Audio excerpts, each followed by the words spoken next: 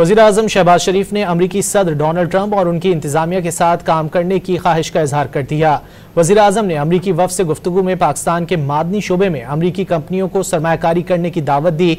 अमरीकी वफ़द ने पाकिस्तान के मादनियात के शोबे की वसी इस्तेदाद का एतराफ़ कर लिया।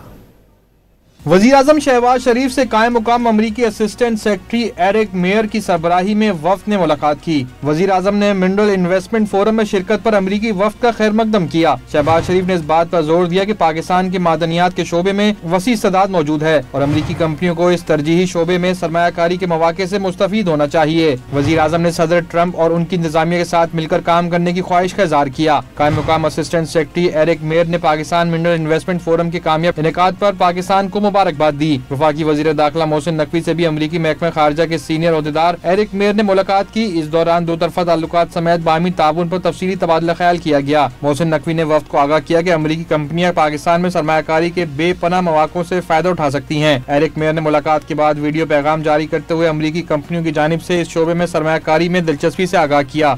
I commend Pakistan for convening the Minerals Investment Forum here in Islamabad and for taking steps to ensure a level playing field for investors. Critical minerals are the raw materials for our most important technologies, and President Trump has underscored the importance of securing America's minerals future.